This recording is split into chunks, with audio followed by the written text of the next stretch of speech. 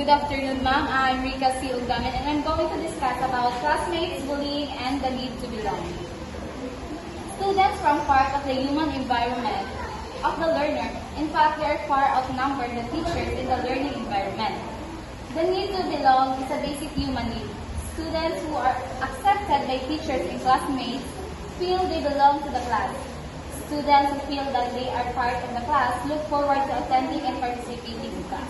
Bullying is a serious problem that can have a devastating impact on children and teenagers.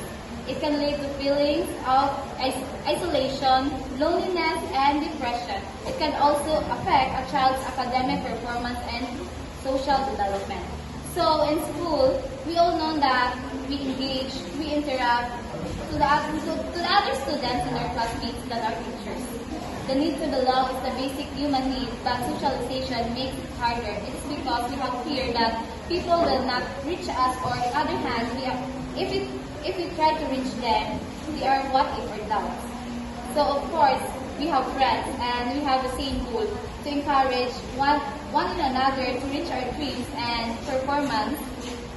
And the way we learn, we become motivated. One of the main reasons why children bully is because they want to feel powerful and in control. They may also bully others because they are insecure or unhappy themselves.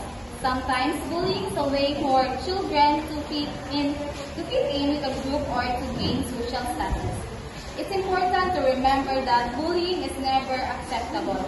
If you are bullied, it's important to tell someone you trust, such as parents and teachers. You should also try to avoid being alone with the bully and stand up for yourself when possible.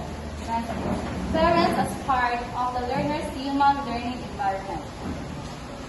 What parents' behavioral traits are supportive of their children's learning?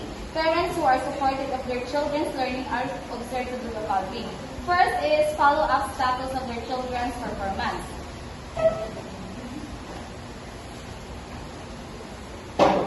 Follow-up status of their children's performance. The parents should regularly check their children's grades, homework, and the results of their tests to understand their child's progress. Second is supervise their children in their performance. The parents should help their children's homework, provide a quiet study space, and ensure that their child is completing their assignment. Next is check their children's notebook. The parents should review the child's notebook to see what is their child is learning and how they are organizing their work. Next is review their children's corrected seat works and test papers. The parents should examine corrected assignments to identify areas where their child may need extra help or support.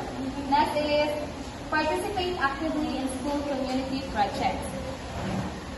The parents should volunteer their time and resources to support the school in its program. Meet the friends of their children.